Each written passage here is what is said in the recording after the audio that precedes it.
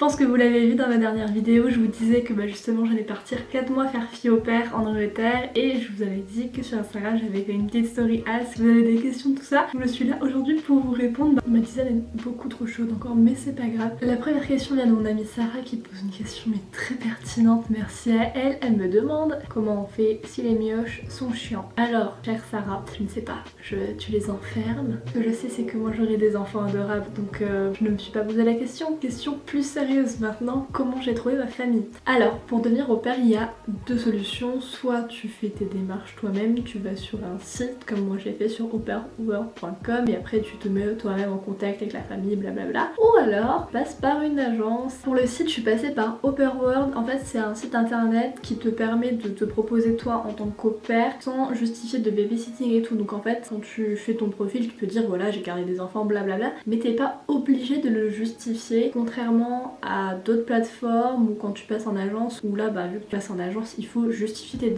200 heures il me semble de babysitting. Après ça va dépendre des agences, mais une fois qu'on est sur le site il faut un peu remplir son profil, mais après ça tout dépend de la personne, c'est-à-dire c'est comme quand vous créez un profil Facebook, il y en a ils vont remplir leur bio, mettre plein d'infos, mettre une photo de profil qui est magnifique et il y en a ils vont pas compléter le profil, c'est juste que vous mettez une photo qui vous met en valeur, que vous mettez une bonne description sans faute qui donne envie, vous aurez plus de chances d'attirer le profil d'autres familles ou que si vous allez les contacter que ces familles répondent. Voilà. On m'a demandé s'il avait pas peur de tomber sur une mauvaise famille entre parenthèses. Alors, la réponse c'était oui, non, j'avais un peu peur dans le sens où tout ce délire d'habiter chez quelqu'un, j'ai déjà vécu dans un autre contexte, c'est vrai que j'ai pas eu une très bonne expérience, mais c'est vrai que là c'est nouveau et c'est un peu du hasard et en soi je sais que si j'ose pas et que si je fais pas le pas je ne saurai jamais, mais c'est pour ça qu'il faut prendre un maximum de précautions. Le mieux c'est quand même de signer un contrat, que l'autre personne le signe, d'avoir une preuve écrite, et le mieux c'est de vraiment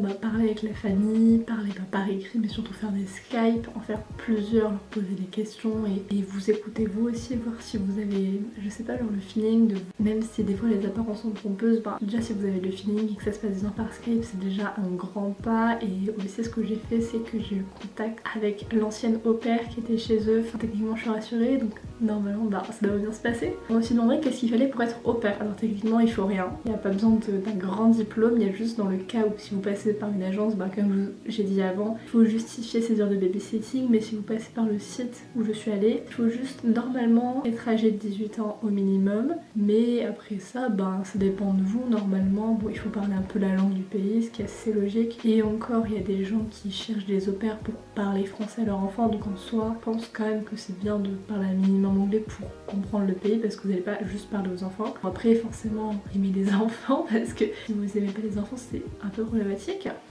On m'a aussi demandé où je partais exactement. Donc je pars en Angleterre et je pars dans une petite village, genre ça a l'air tout kiki. Bon je vais pas vous dire exactement où c'est, on va éviter d'avoir des problèmes, mais c'est à moins d'une heure de Londres en train et c'est pas non plus très loin de Birmingham, donc franchement c'est plutôt pas mal. Et vu que j'ai mes week-ends de libre, je vais vivre à Londres clairement tous les week-ends. Non clair, je sais pas, mais franchement ça va être trop bien.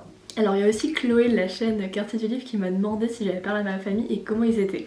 Alors oui j'ai parlé à ma famille, heureusement d'ailleurs, chose que je vous conseille, et ils sont adorables.